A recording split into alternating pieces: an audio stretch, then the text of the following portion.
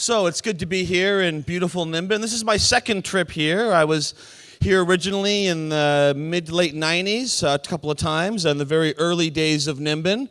It's wonderful to see both how things have remained very similar and how they have changed since that time.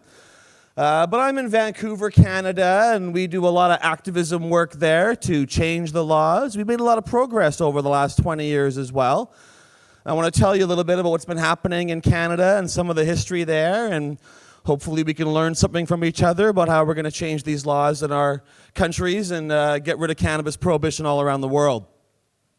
So I've been working as an activist for over 20 years in Canada, and we've made most of our success there not through changing the laws, but through ignoring them and fighting them with civil disobedience.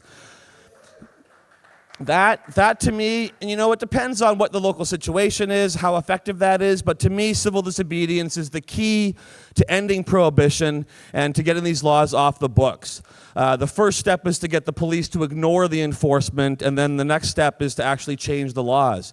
And so in Canada, if you walk around the city of Vancouver, it feels like pot is legal right now. We've got over 150 stores that sell medical marijuana.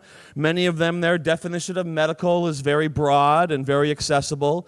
There's places you can go and smoke and use cannabis very openly and freely.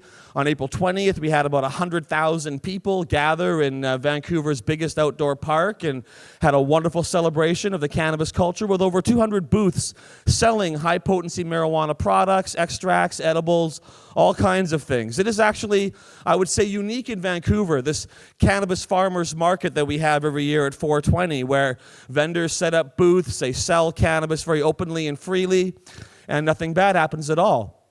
And like a lot of the things that we've accomplished, and I think what you've accomplished here too, it doesn't happen all at once. It takes many steps and many small steps to get to that place.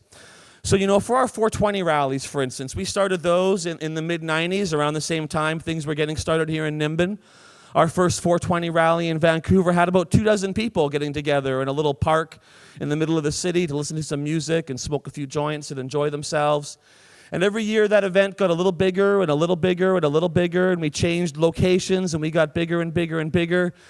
And we started pushing things more and more. We have a great activist in Vancouver, a guy named David Malmo-Levine. You should bring him here one time. He'd be an inspirational guy to have come talk. And he encouraged people to resist the police peacefully and openly using a technique called hug power. What that would mean is if you see somebody being arrested for a nonviolent minor marijuana offense, you go over and you hug that person, and you get a lot of your friends to go and hug that person too. And it makes it very challenging for the police to drag everybody off of that person and to arrest them for possession or trafficking in a small quantity. Does not mean they won't do it. Depending on what country you're in and how the police behave, this kind of behavior can get you in a lot of trouble, or it can make the police stand down, depending on how things are, depending what kind of media presence you have, and depending how easily the police are shamed for their kind of bad behavior. And so he would give a talk at the beginning of every event about hug power. And even if nobody would get arrested, the police hear this talk and they're like, oh my God, if we arrest somebody, they're all going to start hugging each other and we're going to have to pull them off each other. And it makes them reconsider sometimes getting involved and taking that kind of action. I remember one year specifically, in the late 1990s, we had a marijuana rally, and the cops picked off one of the kids at the edge of the crowd and tossed him in the paddy wagon. So David Malmo-Levine got a bunch of his friends, and they all sat around that paddy wagon in a big circle with their arms locked, and they refused to move. Now, in some parts of the world, the cops will just beat everybody up, and you'll all get arrested and put away for a long time. So these tactics don't always work everywhere. But in Vancouver, with a bunch of reporters there, and with the things the way they were, the cops decided to sit there. They sat there for an hour or two. Eventually, they called this kid's mom, and they released him into the custody of his mother, because they didn't want to give him back to the mob, and they weren't going to get him down to the police station for trafficking in a gram. So they let him go into the custody of his mother, and that was pretty much the last time the cops tried to arrest anybody for trafficking at a marijuana rally in Vancouver. We stood them down and we won. And people started showing up with bags of joints and bags of cookies. Then one year, one guy set up a table. And David would always get everybody, come to the middle of the crowd. There'd be a lot of people there. Come to the middle of the crowd. If you want to buy or sell marijuana, come to the safe space in the middle where we can protect you with our bodies and with our people.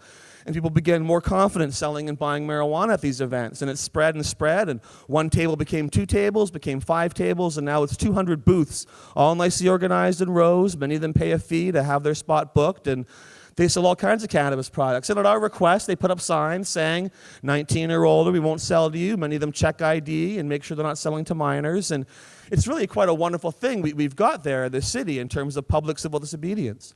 That's how we got our dispensaries going too. I opened Vancouver's 3rd dispensary in 2008.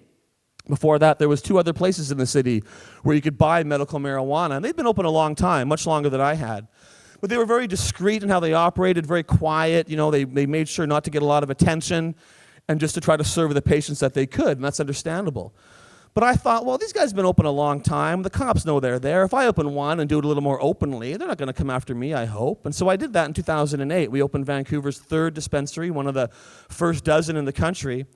And then I spent a great deal of time teaching others how to open their own dispensaries. And I still do that. I go on tours. I talk to people. I take phone calls every day. While I've been here, I've had people calling me, asking me how they can get open in Canada.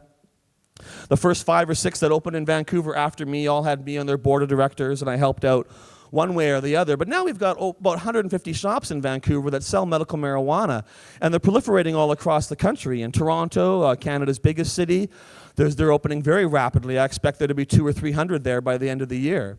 We're seeing them opening in small cities and places all around the country. And sometimes they get raided and busted. That happens fairly often. Somebody gets busted for opening a dispensary. But luckily in Canada, we have a charter of rights and a court system that is unwilling to put anybody in jail for any length of time for providing medical marijuana. So when I talk to people, I say, look, if you want to open a dispensary, be aware of the worst case scenario. And maybe here it's a different one, but think of that worst case scenario. If you can handle that, then go for it and do it. The worst case scenario in Canada is usually you're going to lose your money. You might get a criminal record, which makes it impossible to travel to the US. They won't let you in the country. You might go to jail for the weekend, maybe. That's about it. You're unlikely to get real time. So if you can take that risk, then do it. Open a dispensary and make it happen. And I would urge you to take the same consideration here and think about what the worst case scenario is for whatever your activism is going to be. And if you can live with that, then go forward and make it happen. And often the worst case scenario won't be what happens to you, but that's how you make that decision if you're going to take that risk or not. So I spent a lot of time traveling around Canada telling people how they can get involved, how they can be part of the marijuana revolution. And of course, being here in Nimbin, it's the heart of the marijuana revolution in Australia. And some very brave people have sacrificed and worked for a very long time to make this place as wonderful and special and as safe as it is.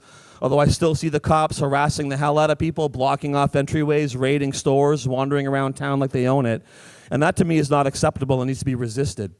The police cannot be allowed to create these rules. They have to be told that the people are the ones who make the rules, and the police have to abide by that. And I find often when you stand up to the police, they will back down. The police, they got weapons, they got guns and tasers and pepper spray and the full force of the state behind them, but they will back down when you stand up against them. If you do it properly, openly, ideally with the media there to give you some coverage and some witness, they will often back down. And if they don't, then you take your lumps, but you come back again and again. And in Vancouver, when we started in the 90s, they would raid bong shops, right? They would come after bong shops. Mark Emery especially, you might have heard of the guy, he's pretty well known. He got things going by opening and selling bongs and pipes in Vancouver. And these laws are still on the books. People still get busted in small towns in Canada for selling bongs and pipes. But because we resisted, because we went to court, and the court was like, you're selling bongs? Okay, $5,000 fine, you can go back to work. So the cops and the courts would spend $250,000 raiding and busting and going to trial, and they get a $5,000 fine in the end. They go, well, that wasn't really worth it. And so they stopped. And so now bongs and pipes and seeds are sold widely across Canada. So I'm a strong believer in civil disobedience. I'm a strong believer in doing your best and standing up to the police. But like I said, it depends on your local situation. It depends how you want to do that. And I think the best is to find those weak spots, those cracks in the system, where you can break the law openly, but where people are going to go, yeah, well, that's kind of a dumb law anyways, isn't it? I knew a guy who was in a small town in Canada, Grand Forks, and he wanted to grow industrial hemp. And he applied for his hemp license, and they would not give it to him. So he got upset about that. I want to grow hemp, but they won't give me one. So he got some hemp seeds, and he planted a bunch of hemp on his property in the shape of the word H-E-M-P, big letters, growing hemp plants very openly on his property, very visible from the road. The police came and arrested him. Then while he was facing charges, he ran for mayor of that town, Grand Forks, and he won. He became mayor of Grand Forks while facing these charges. And sure enough, shortly thereafter, they dropped the charges, and soon after that, he got his hemp license for the next year. And he was mayor many years, and he's now mayor again. He's still mayor of Grand Forks many decades later. And so, the people power can make a difference when you stand up, when you do these kind of things. And obviously, he was growing marijuana. It's low THC hemp marijuana, but under Canadian law, it's still marijuana. But a judge and a jury don't want to put this guy in jail for growing hemp on his lawn in the shape of the word hemp. That just seems silly, right? So you find the ways where you can break the law and you can make the law look stupid. And medical marijuana, I think, is a wonderful political tool. And I say that if marijuana just made us feel good and got us high and had no other benefit, that would be good enough for me. Like that will be fine with me. But the fact that this plant also has incredible medical benefit and can heal us in so many different ways. The fact that this plant also has seeds that are one of the world's greatest nutritional sources and that can feed us and give us health and medicinal value that way. That this plant's fibers can clothe us and keep us warm and provide us with textiles for our industry. That its roots even have incredible medical use, can be made into balms and salves. And all of this in one plant is so wonderful and so incredible that I am so proud to stand up for this plant and stand up for our culture. And for me, I say that smoking marijuana is one of the best decisions I ever made. The decision to begin using cannabis and to join the cannabis culture. And I bet you feel the same way too. That cannabis has been a blessing in your life and has helped you have better health and has helped you and your loved ones have better lives and more fulfilling existence and to maybe actualize yourself more and become in tune with yourself more and who you really are and what you really want. And so I love cannabis so much that I want to give back to this plant because it's helped me in my life in so many ways, and I see it helping others in so many ways, and I want everybody on earth to be able to enjoy cannabis and to use it and love it and be part of this culture in the way that I am and so many others are. And I've seen this culture grow so wonderfully over the last few decades. When I started doing this in the early 90s, and I know many of you here have been doing this longer than I have perhaps, and it was a difficult time back then because the culture was not really open, the laws around the world were more severe, and people weren't aware in the same way of all the wonderful benefits we have now. We have come so far in these last 20 years in Canada, in Australia, and all around the world in terms of awareness, in terms of people converting to our side and becoming parts of the cannabis culture. I've met so many police officers, including one I was just talking to a few minutes ago at the Hemp Embassy. People who spent much of their lives harassing, raiding, beating up pot smokers, destroying plants, tearing down grow rooms. And then they realized one day, this is a bunch of bullshit, and what I'm devoting my life to is the exact opposite of what I should be doing. And they get into policing feeling that they're ignorant, and they think that all drugs are the same, and that cannabis is a terrible substance, and they think they're doing the right thing, and they're busting all these junkies and getting these drugs off the street. Then they have a moment of realization, or they read something, or they talk to somebody, or they realize this is wrong. What I'm doing is totally wrong. This is not why I became a police officer, to harass innocent people, what plants they grow in their garden, or what medicine they use. And they have this moment of realization, and they change. And often it's something personal that happens to them. They have to use medical marijuana, or somebody they love has to use medical marijuana, and suddenly it's not just an abstract thing, it's somebody they know.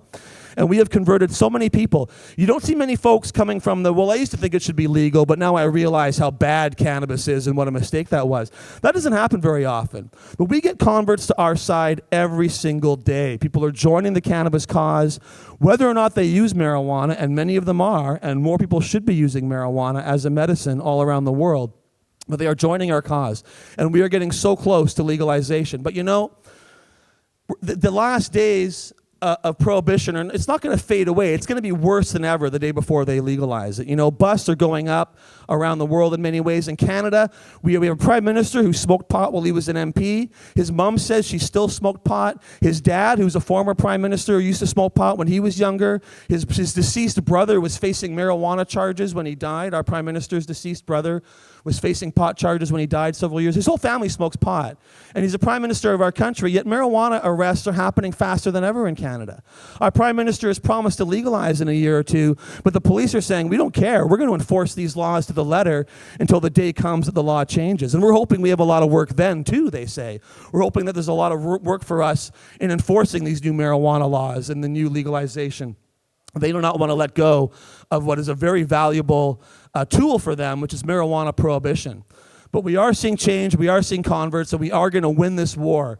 In Canada, in Australia, and around the world, we are going to win this war. And I tell you, it's going to happen because of folks like this in this room, because of me and my friends in Canada, because of activists in the US and in Russia and in Asia. You know, in Thailand, they're celebrating their first 420 this year. Brave activists in Thailand got together to have a rally to celebrate their love for the cannabis plant in Thailand, where that kind of stuff gets you some pretty severe jail sentences. The people are willing to stand up. This is a global revolution. And what we are doing in rooms like this in Australia and all around the world is having an impact. And when these laws change country by country, it will affect the whole planet. And I hope that 10 years from now, we look at the countries that still have not legalized yet as backwards, repressive countries. And we think of ourselves as so much more enlightened because we legalized marijuana and we've changed those laws. And wasn't that a wonderful thing? And I tell you, 20 years from now, people will look back and go, what was all the fuss about? Why were they busting people for pot? Because it's legal now and nobody cares and everything's fine. In fact, things are way better than they were. And we're going to look back upon this 100 years of prohibition as a terrible mistake, as a time of ignorance, and a time that caused so much harm and so many problems, things that we can't even see now. Because, you know, no matter how old you are, we were all born into this system. You know, we were all born into cannabis prohibition. So in some ways it seems normal. And it seems like as legalization is some kind of strange thing or that it's abnormal to have cannabis be legal. But in fact, it's the most normal thing of all. And when we look back upon this time, it will seem like a very dark time to our kids and grandkids, a very, very dark time indeed. And I hope that I'm alive to see that happen. But I tell you, even when legalization happens, even when the law changes, we still have a lot of work to do. Because the shame and discrimination of the cannabis culture is not only in the laws. That's where it lies, a lot of it. We're still going to be losing our kids. We're still going to be getting fired from our jobs. We're still going to be facing discrimination every way, not just because of the law, because of a culture that is focused on alcohol and promotes alcohol and hates marijuana for some reason. And I see this over and over again, the alcoholics and the alcohol drinkers. And I'm not saying we should ban alcohol, and I enjoy some beer and wine once in a while myself. But I see over and over again the alcohol enthusiasts, the politicians who promote alcohol when they're running their election campaigns, the police who are far more than regular people, alcoholics and drunkards. And they want to focus their hate and their energy on the peaceful, kind, considerate, safe marijuana users. And whatever you say about marijuana, no one can ever argue that cannabis is nearly as harmful as alcohol is. You know, we know that cannabis is beneficial and wonderful and a medicine that helps heal your body and your soul. But even those who hate marijuana and who make up things about how harmful it is, they can never justify the idea that cannabis is anything but incredibly safe when compared to alcohol, their favorite substance. And so I hope that we see a time when alcohol and cannabis are at least treated equally. You know, in Vancouver, like I said, we got 150 medical marijuana dispensaries, and the city's like, okay, we're going to start licensing these places and giving them business licenses to regulate them because we can't stop them. And we say, great, we want regulations. Give us some bylaws. Treat us like other businesses. And they go, okay, we're going to make it so you have to pay 80 times the business license fee of a liquor store. We want 30 grand a year for your business license. And you got to be twice as far from schools as liquor stores are. So in Vancouver, liquor stores have got to be 150 meters away from schools, although they allow plenty of exemptions for that. We have to be 300 meters away from schools or we're going to get shut down.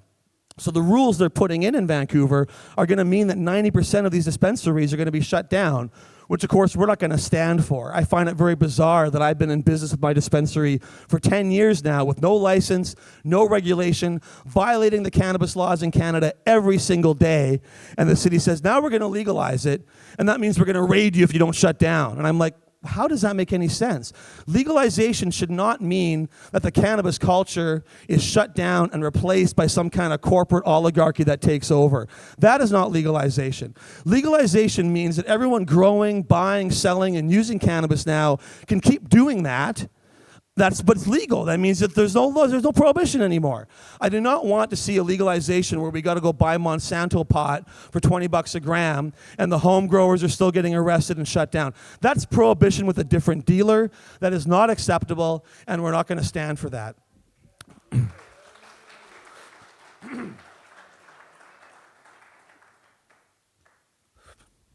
So, you know, I urge people to get involved in this movement, to do something to make a difference. You know, if you're here in this room, it's because you love cannabis, because you know these laws have to change. And there's a lot you can do.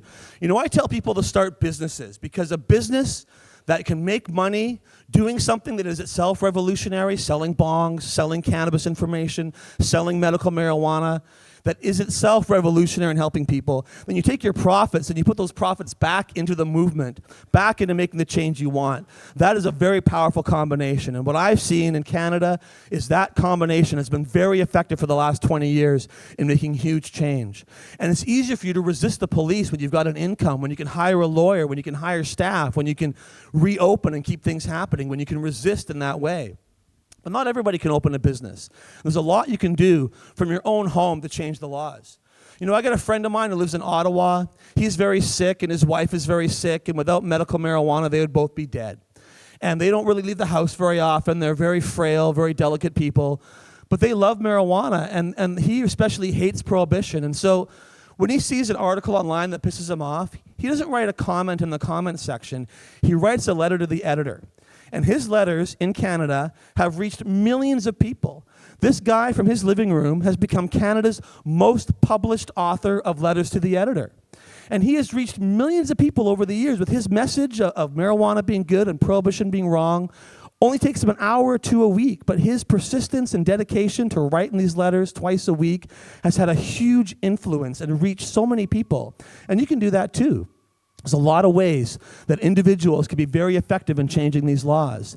Often it's a small number of people that really make these changes happen. The folks that in this room, if all of you decided to spend just 1 or 2 hours a week doing something to change the marijuana laws, that is a very powerful and very effective. You should be talking to your mayors and your councils. You should be talking to your politicians, even if they don't want to hear your message, even if they tell you that they totally disagree with what you're saying. It doesn't matter. Go in there and talk to those people. Make appointments to speak to your politicians one-on-one. Then get all your friends to do the same thing.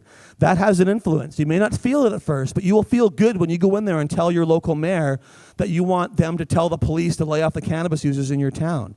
You'll feel good when you go talk to your member of parliament, even if they tell you to get lost. You went in there, you talked to them, and you made a difference. And enough voices like that make a difference. Things will change. Do not ever underestimate your own power. It takes time, it takes persistence, but a small number of people working very hard can make a real change in the world very effectively. And it's people all around the world. Like I said, it's not just here in Australia. Everywhere we're inspiring each other. They talked about Portugal decriminalizing many drugs. Uruguay. Who could ever find Uruguay on a map? But you know, Uruguay has said they're going to legalize marijuana, and suddenly Uruguay is a beacon of hope and tolerance for cannabis users all around the world. And we're going to see more and more countries breaking through this. We're going to see more and more countries moving to end these laws. And every country that does, every state, every city that moves towards this gives hope and strength to others around the world, around this planet, that we can make that change happen too. How long have I been talking for? I have no idea, but I probably got some more. You know what I'm going to do for a little bit? I'm going to tell you a couple of fun stories. I wrote a book called The History of Cannabis in Canada. And in this book, I go through the history from the 1606 to modern times, and I talk about the origins of cannabis in Canada. I talk about Australia as well, and how when they were sending criminals to Australia from England, that was so they could work in the hemp fields. You're probably aware of that, the book Marijuana Australiana that's been out for a while, talking about the history of cannabis in Australia. But did you know that in the 1800s, in the mid to late 1800s, cannabis medicines were very prevalent around the world, but they did not know what the active ingredients in cannabis were. THC and CBD were decades away from being isolated. Cannabis medicines were widely used, but they had no way of measuring the potency of these things. So people would buy cannabis medicine. Sometimes you'd get no effect at all. Other times you'd be very, very high, and maybe uncomfortably so. And so in Canadian medical journals and American medical journals, Parke-Davis, one of the biggest pharmaceutical companies, would advertise that since there was no known chemical test for cannabis, but their products were guaranteed to have the right potency because they used a biological test. And what this means is that from about 1850 till 1930 across North America, hundreds and hundreds of dogs were dosed regularly with cannabis extracts. And that was how they measured the potency. Your job would be to get some extract and give it to 20 dogs, and then measure how long it took for those. First, the animals would get excited, then they would calm down, then they would fall asleep, right? We all know that. That's from our own experience, probably, taking big doses of cannabis. What's that? Well, they would record all this kind of information. So they would record how long it took for the dog's tongue to roll out of its mouth, how long till its front legs buckled, how long till it passed out. And they would use this information to titrate the dosages and measure the strength of their cannabis extracts. And it was quite a science behind it, because you had to use the same dog over and over again to get a baseline. But if you use the same dog too much, the dog starts developing a tolerance. It starts lying down as soon as the guy comes into the room. And you could actually go online and read these very detailed protocols about how they would work with these dogs and how they would do with it. But I still got to figure that their cannabis extracts probably still had some leeway in their potency. I don't think they were able to get it right down to the fine tuning, but it shows how important this medicine was, what effort they made to make sure that it was the right strength for those who used it. And in Canada and in the States, you could buy pre-rolled joints in Canadian pharmacies from 1850 till Prohibition in the 1930s.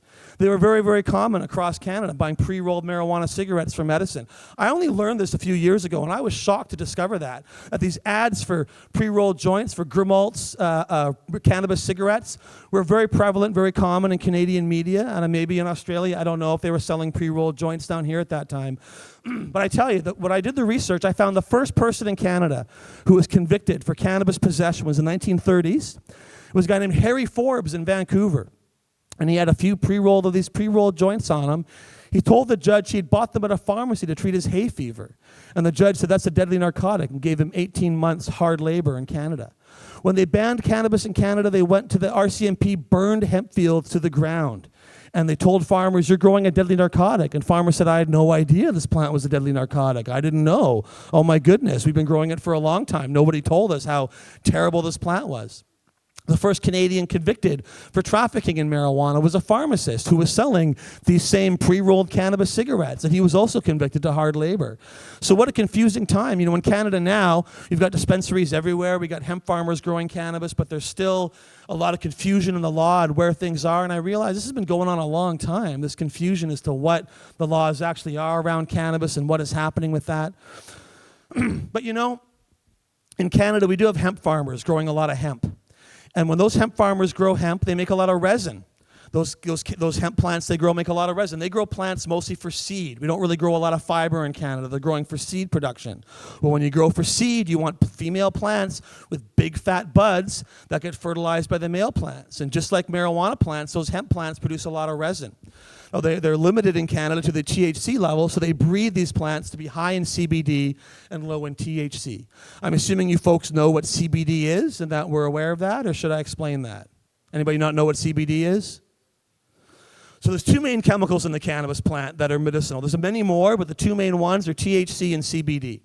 THC is the most well-known and pretty much the most psychoactive one. It's got a lot of medical benefits, but it also gets you high, which I think is a bonus, but some might disagree. CBD is also very medicinal, but doesn't really have any psychoactive effects. So that's why our farmers are allowed to produce high CBD plants, but they can't grow any THC. Canada's hemp farmers produce far more resin than all of our marijuana farmers put together. No matter how big your greenhouse is or your basement grow is, you can't compare with somebody who's harvesting their plants with a tractor and growing hundreds of hectares at a time. Well, those farmers have to throw away all that resin. They can't keep it. They have to mulch it back into the ground. They can only keep the seeds, which they sell and make a profit. If they could keep that CBD resin, which they finally asked to do for the first time in Canada last year, can we please keep the CBD resin? It's a waste product. They could capture that and they could sell it, let's say, for 2 or 3 times what they sell their hemp seeds for. That means that pure CBD could be produced by Canadian farmers for literally a few dollars a gram. For pure CBD, a product now that costs many $100s per gram to access. I believe that real legalization doesn't just mean farmers growing hemp that they extract the CBD from. To me, real legalization means that farmers in Canada and all around the world can grow high-potency THC plants by the thousands and thousands of hectares and extract those resins and make pure and potent medicines for dollars a gram. And if they want to shut down the underground industry, the way to do that is not with cops and with dogs and with harassment and with jails and prisons. It's to make legal cannabis so cheap, so affordable, and such high quality that growing your own is fun for a hobby, but economically it's just not worth the effort. I believe everybody should be able to grow as much marijuana as they want at home, right? I believe just like tomatoes and lettuce, you should be able to grow as many plants as you want. But I also believe that legal marijuana should be so cheap and plentiful that most people won't bother. Why would you bother growing your own if you can buy it for $2 a gram for world-class cannabis, or buy pure extracts for dollars on the pound? Those kind of prices are what we need. And that's the future that I want to see for cannabis. I want to see everybody on earth able to grow cannabis like any other plant. But I also want to see farmers growing it in such a way that these products are so cheap. People tell me, well, I make a living growing marijuana. If I can't sell it for $2,000 a pound or whatever it is here, I'm not going to be able to make a living. And I have sympathy for that. And I tell those growers, you got a long time before it's going to be legal, so make your money while you can. But your children should not be growing marijuana at that price and selling it, because for every dollar you make, that means someone else there who needs marijuana medicine is having to pay an expensive price for that plant as well. And prohibition has to mean that these prices drop so drastically. And I want to see everybody who needs medical cannabis to be able to get it and to be able to afford it. I want to see pure cannabis extracts to be so readily available that nobody on earth has to go without their medicine, that nobody on earth has to suffer for lack of access to cannabis because this plant grows freely like any other plant. And one campaign I've just started in Vancouver or in Canada or recently is I've got my hands on several million cannabis seeds. And I've been giving them away across Canada. I've given away over 1 million seeds so far from coast to coast by mail order and in person. I traveled to 16 cities across Canada. Right before I came here, 3 days before I flew here, I got back from Halifax. And in each city, I give a long talk about the history of cannabis in Canada. I talk about how people can become activists and get involved in their community. And then I give away seeds and encourage them to grow them openly on their own property. I encourage them to plant them in parks and on trails and in traffic circles and in downtown planters and anywhere else they can find a patch of soil where this seed will take root. Because what I've seen over the years in Canada and around the world is that if we are so prevalent, if we can overgrow the government, I believe there's an OverGrow Australia campaign going on. This is not an idea that I came up with myself. People around the world are doing this, giving away these seeds. Because if everybody can grow cannabis, if cannabis grows everywhere openly and freely, then it becomes pointless for the police to try to stop it. I want you to walk down the street and see a cannabis plant growing in there and go, that looks lovely. That's the 10th one I've seen today walking down the street. Isn't it a wonderful world we live in? I don't want you to see a cannabis plant and go, oh my God, that's a cannabis plant. What's it doing there? Has anybody seen this yet? Are the cops going to get it? Am I too close? Is something going to happen? Cannabis is a plant like any other plant, and there's plenty of plants in your garden that can get you really high, that can kill you, that can cause you all kinds of problems if you eat them or smoke them or do anything with them. In fact, compared to many plants, cannabis is one of the safest ones out there. So why can't it grow openly and freely anywhere? I actually spent the night in jail for doing this giveaway in the city of Calgary, which is the heart of Canada's oil industry and where our last Prime Minister, Stephen Harper, came from, a guy who passed some of the world's harshest mandatory minimum sentences. In Canada right now, if you get caught growing 6 plants to share with a friend, you get 6 months behind bars, minimum sentence in Canada. We got a prime minister now who used to smoke pot fairly recently. He hasn't changed those laws yet, so we still have these harsh laws in Canada. But so I gave away seeds, and in Calgary, the police came and they arrested one of my volunteers. And I said, you can't arrest someone at my event if you're not going to arrest me. I'm the guy giving away seeds. And I basically made them arrest me. They'd grabbed one of my volunteers getting some more seeds from the van, and they grabbed our van, and I went out there and I said, look, you can't arrest this guy. Arrest me. And they said, no, we don't want to. I said, can you get me some marijuana seeds? And I grabbed some seeds. I put them in a few of my friends' hands. I put a few in my hand and held it. The police officer said, look, I've got seeds in my hand. You have to arrest me. He said, okay, I'll arrest you.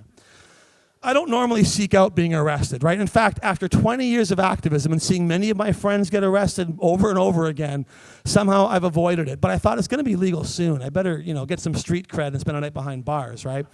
It was actually because this other guy had been arrested, and I didn't want to volunteer being charged at my event. And sure enough, they released him without charges, but they've charged me with trafficking in cannabis seeds. They told me that they're going to try to seek a 6-month mandatory sentence on me. People are like, aren't you afraid? I'm like, no. They're not going to give me 6 months in jail in Canada for giving away low THC, high CBD cannabis seeds. That's bizarre and ridiculous. And if they do, it will just create such a stir to put someone away like that, but it's not going to happen. In fact, that was the second stop on my tour. I did 14 more cities across Canada. Not a single police officer showed up ever again. What was actually kind of funny about this is that all the seeds that they got at my event, none of them were actually on my person. They were people giving them out for me or in the hallway or ones in the van, which was actually in my friend's name. So all they had was those 6 seeds that I had in my hand. And I gave them to the officer. I said, arrest me. And sure enough, he took those seeds, put them in an evidence bag, put me in the police car, drove me off to the jail. As we pulled in, he was like, wait a minute, we're going to go somewhere else. He pulled out and he drove off to another jail an hour and a half away.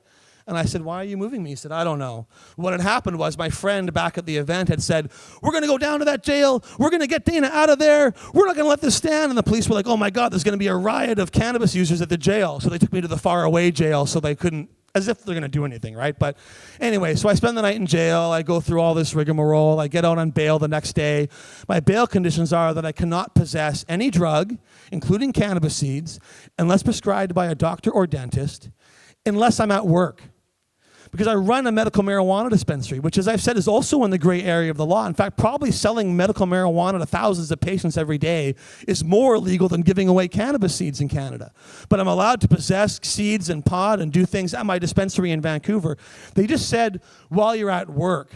Well, to me, I'm at work right now. This is my life's work. He didn't say at work at my dispensary. So I'm hoping this works for me because I have certainly been possessing and using a lot of cannabis and cannabis seeds since that happened. Is this going to go on the news in Canada? I hope not.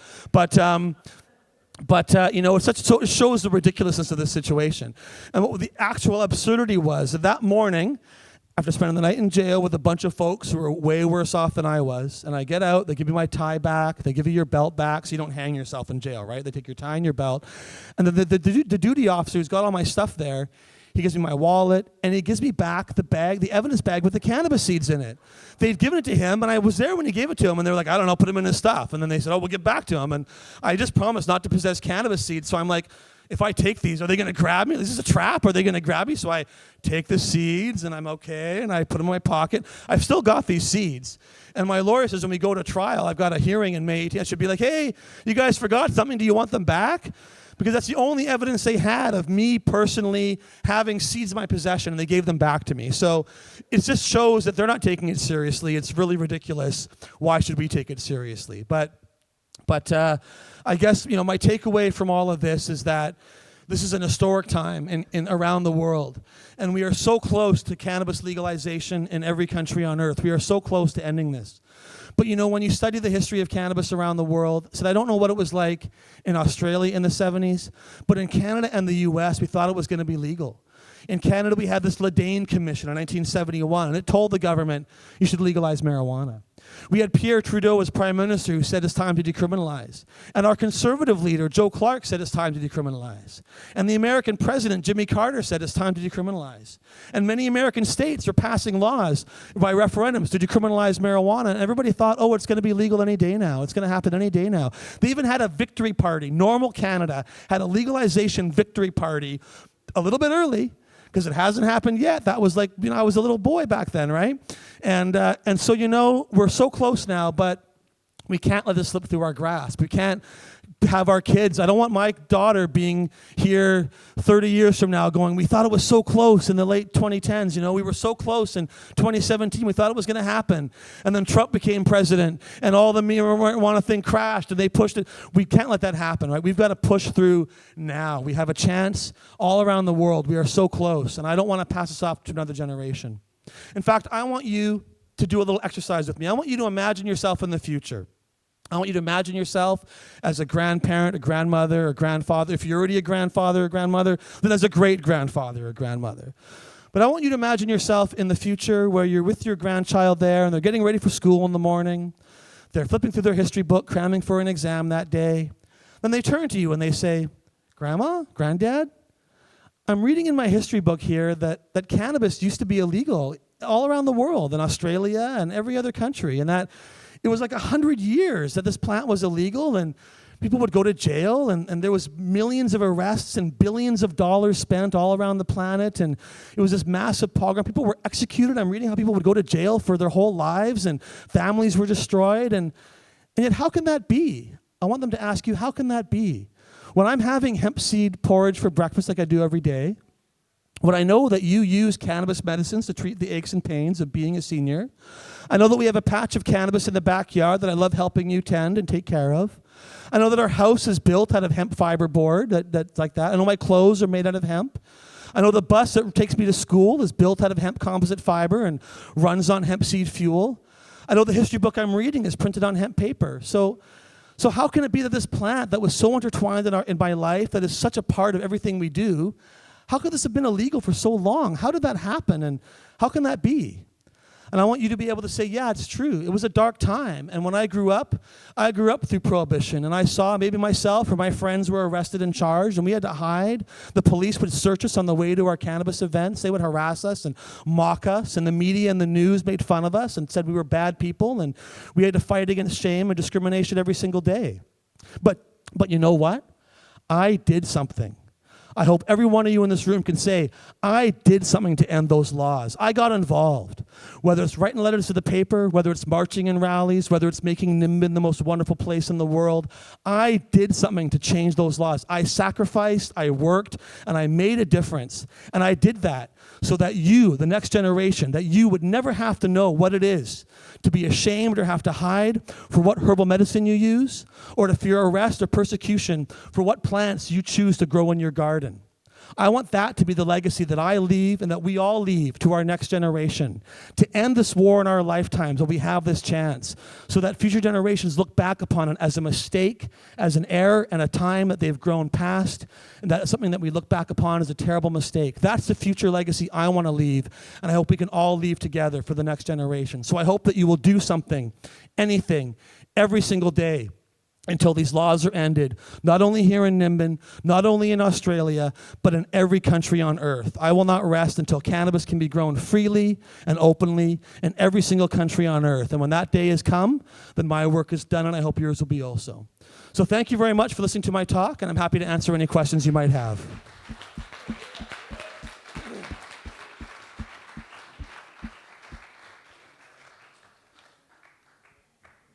And I'm happy to answer anything you might ask me about cannabis or anything in the world. Anybody? Hi, Dana. My name's Fiona. I'm going to speak up here afterward you. But, I was just in Canada the other week and was actually really excited that President Trudeau has announced the legalization of cannabis in Canada. And I wondered if you have any ideas of what that legislation is going to look like. It's going to suck. Like, it'll be better than Prohibition, but it's still going to suck, right? The first iteration of legalization is going to be the most restrictive, tightly controlled thing they can possibly do. And you can hear it in their rhetoric, right? They should be saying, we're going to legalize marijuana because Prohibition was a 100-year mistake that did nothing good for anybody. It was based on racism and ignorance. All we've done is ruin lives and hurt people. And in fact, cannabis is a wonderful plant, and we're sorry we ever made it illegal. That's what legalization should be based on, right? But that's not what they're saying. They're saying, you're right, marijuana is dangerous and harmful, it's bad, but Prohibition isn't working. And the best way to keep this harmful, bad substance out of the hands of kids is with a tightly controlled legalization regime that restricts access and all this kind of stuff, right? Now, I understand politically why they're doing that. I understand why they put a cop in charge of legalization. I don't happen to like it, but it's to nullify the attacks on their opponents, right? So they say things like, we're going to pass harsh new laws to keep it out of the hands of minors. Well, Canada already has mandatory minimum sentences, which our courts are ruling unconstitutional pretty much every day. These laws are not even valid under our system, right? So they're saying, but they can't say, we're going to loosen the penalties of people selling marijuana to minors. In practical terms, that's what legalization has to mean. It's got to be like alcohol, where it's still against the law to sell to minors, but nobody's selling alcohol to a minor is going to jail for a long time. You might lose your liquor license, you might get fined. If you do it a lot, you might get in trouble, but it's not the same thing, right? You sell marijuana to minors, so that's got to change. But what I'm most upset about is that they've done nothing yet. We still have Stephen Harper's mandatory minimums. A guy in Ottawa got busted recently, or Ontario, got busted recently and charged for growing one cannabis plant in his own home. He called the police about something else. They said, we see a plant here. And they charged him. He's going to court for that in Trudeau's Canada. I've been charged with trafficking in cannabis seeds, right? Bong shops are still being raided in some parts of the country. So what we hoped would happen is that he would immediately stop arrest for possession of under 30 grams or whatever, under 4, I don't even care, just 1 gram. Just stop arresting some people, please. But I would like to see an immediate stop for personal possession and personal cultivation. Everybody should be able to grow. Just give us 3 plants to start with while you're waiting to get it all worked out. Even just 1 plant is better than 0. Going from 0 plants to 1 plant is really hard. Going from 1 plant to 1,000 plants, that's way easier, right? Just that first plant. But they've done nothing, and he's made it clear they're not going to do anything at all, and until the law changes. They've announced that in 2017, the spring of 2017, they're going to introduce legislation to begin the legalization process. I mean, that's great. That's going to be several years down the line. I don't think we're going to see legal government-approved marijuana for sale in Canada until after our next election. I don't think they can grow enough cannabis to meet the Canadian market. They're struggling in Washington and Colorado to meet their domestic markets. And Canada's a much bigger place. It's geographically huge. It's got more population than many of those states do. We're like California in terms of population equivalency, right? And so the idea, we've got 24 companies in Canada now that are licensed to produce legal medical marijuana, and they can sell it to patients by mail order. You've got to register with your doctor. You've got to pick one company in advance. You can only buy from that company. They send it to you by mail order. You're limited in how much you can get. And so that's a bad system, right? But those companies are all chomping at the bit because they want to be the ones. They're like, yeah, we should keep home growing illegal. We should shut down all the dispensaries. We'll supply everybody marijuana. We got the good stuff. But even if that happened, they could supply less than 0.1% of the Canadian market right now. They don't have enough cannabis. They've got some pretty big warehouses, but you can't supply 30 million people with marijuana with a big warehouse, right? You need a lot of cannabis, and it's just not there. And so it's a weird situation in Canada with these dispensaries proliferating, with people openly violating the law. Right now in Canada, it's up to a city to decide if they want it legalized or not. Every mayor is making that decision. If the mayor says, I support my local medical marijuana dispensary, the police don't raid it. The police don't have to listen to the mayor, but every time the mayor says that, the police don't bust it. Every time the mayor says, I don't like that dispensary, or if the mayor just says, it's a federal issue, I have no control, I can't do anything, the cops go, okay, and they go in and raid it. But we're seeing more and more cities across Canada, because no one wants to be the first, right? But when you see 8 other cities have licensed dispensaries, well, we can do it too, maybe.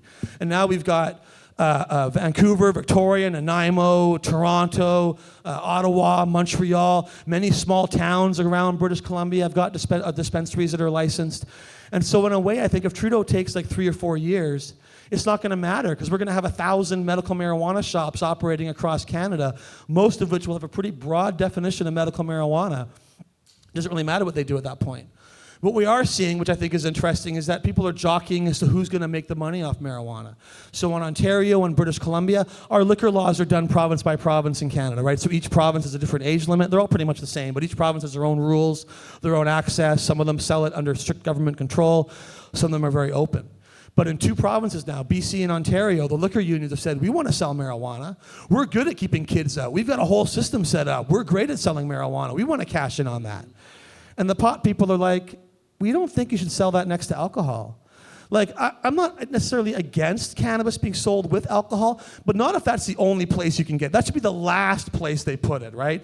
It should be available everywhere else first. You know, like I said, I'm not against people drinking if they want it, but you should at least have to walk down the street.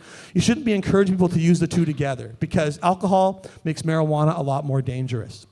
And so, and also we're seeing now the pharmacists, London Drugs, one of our big pharmaceutical chains, and Shoppers Drug Mart, they're saying, well, we'll sell prescription marijuana because we know how to sell prescriptions, we know about drugs, and of course they know jack shit all about cannabis, right? They're not herbalists. They're not going to sell herbal extracts. I wouldn't mind seeing cannabis products in a drugstore as a non-prescription drug. Cannabis creams and tinctures, they should be available everywhere. But yeah, they should be available in a London Drugs or a Shoppers Drug Mart or whatever the equivalent is. But this should not be the only option, right?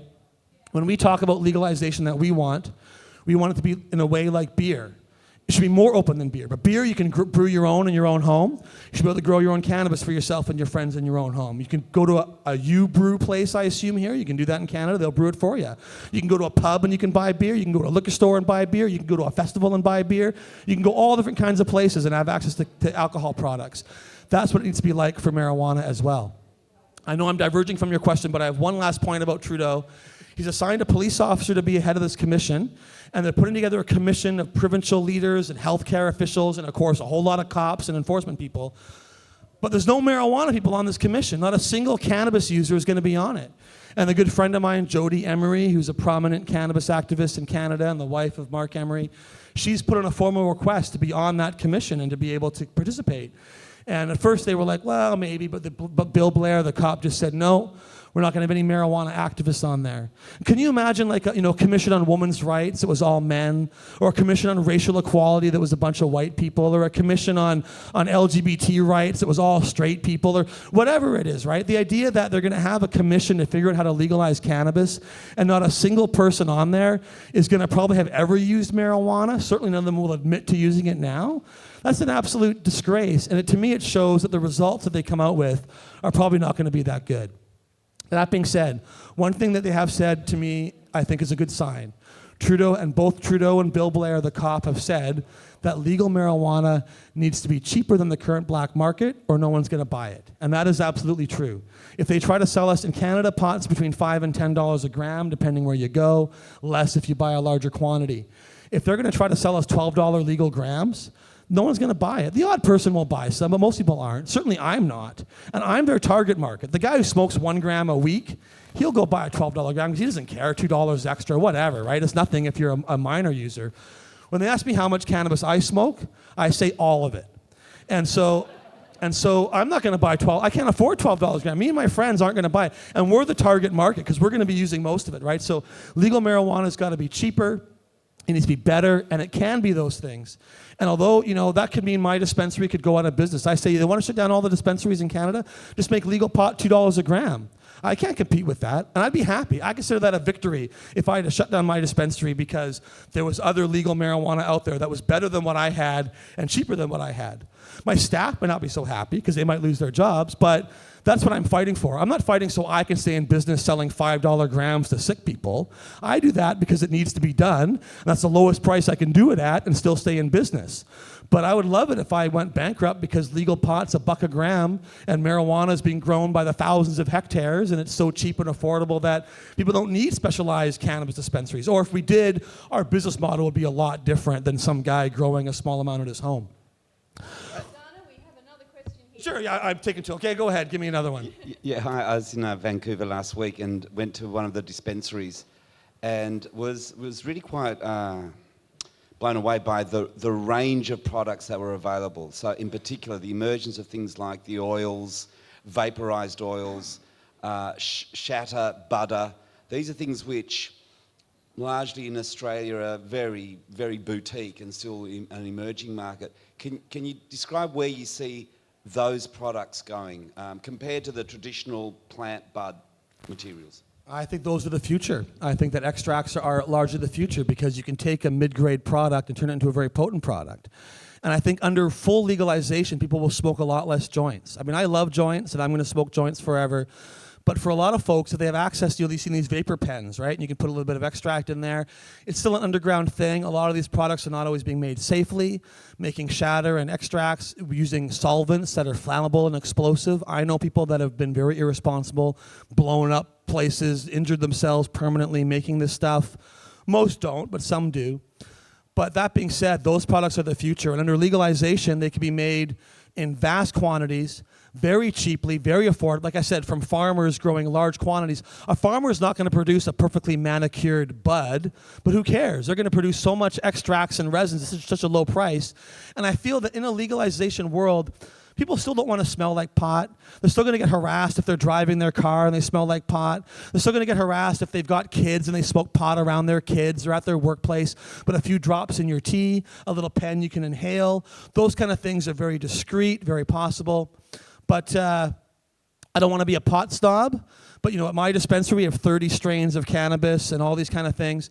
I haven't seen any cannabis in Australia yet that compares with what's available in Vancouver. It might be out there, and I've been enjoying the bushweed and the hydro and that I've been smoking here. But definitely, there's room for improvement. And the benefit of extracts is you can take a B-grade bud and turn it into an A-grade extract.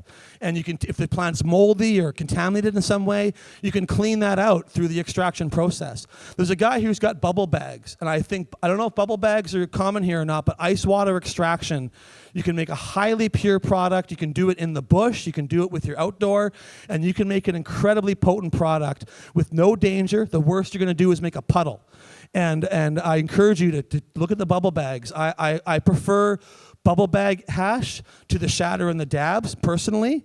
The shatter is a little easier to make, but I think that the water extraction is more pure. I know here people don't like the hydro because it's chemi or whatever, right? Well, when you make water extraction, you're making a very pure product. You're not adding any other weird chemicals. Your butane won't put any residues in it. But I do think in the long run, that legalization will mean buds become less prevalent, and extracts and capsules and drops and tinctures and all those kind of things. Suppositories are becoming very popular in Canada and getting a lot of news and a few chuckles here and there. But certainly, you know, that's an excellent way to get medicine in your system as well. Anyways, there you go. Yeah, thanks so much. Look, we're in Australia's centre of growing high quality organic marijuana. It has been for 40 years. The people who grow it are experts, they grow great stuff, and many of them have invested many years in producing a fine organic medicinal compound. Excellent. That has a lot of very loyal customers. You said the laws always suck when they come in, but if these guys are still criminals and what you call the Monsanto solution, a chemical company coming in with either genetically modified cannabis or deliberately down-grown cannabis, and we're told to give that to our kids who need it, we're going to have a revolution here. I reckon that's the most important single point we need to try and change in the trials, in the legislation that's coming in.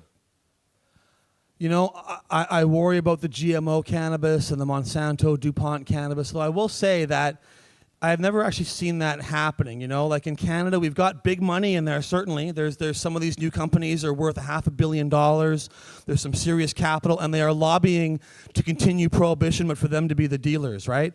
And that's not what we want. And their pot's not that great. But I have yet to actually see a confirmed, anybody actually growing GMO cannabis or Monsanto actually growing cannabis yet. But I mean, absolutely. But the thing is, they're going to try to control it and cash in on it, but it's very hard to do. You know, once you start to open it up more, it becomes very difficult to control what happens. They can't control cannabis under strict prohibition right now. They can't stop us from growing and using our own marijuana now. It's going to be harder when they legalize it, but then try to put more controls over it. I feel that legalization in Canada and other places are going to try to put strict controls, but it's going to slip through their fingers like water, like sand. They're not going to be able to hold on to it. And I think that's why they don't want to legalize it, because you can't control it. It's a plant, and it's impossible to really control. You know, they've spent 100 years trying to eradicate this plant from the face of the earth. Yet it grows in every city and town and hamlet on the planet. And so I think when they start to legalize it, it's going to be even harder for them to control and restrict it. I'm not going to buy Monsanto weed. I know you aren't either. And I think that most people are going to resist that as much as possible. I sure hope so. Yeah, wow. Thank you very much, Dana Larsen. That is awesome. I will just add that I'm going to be over at the Hemp Embassy in the front. I've got 3 books, Harry Pothead and the Marijuana Stone, Green Buds and Hash, which is a parody of Green Eggs and Ham, and by Illustrated History of Cannabis in Canada. If you want to chat with me or find out more or buy one of my books, I'm happy to sign it for you. And I'll be sitting over at the Hemp Embassy somewhere for the next hour or so to do that if you want to join me. Cool, Thank you very much. Cool. And yeah, if you have any more questions, you can talk to Dana personally.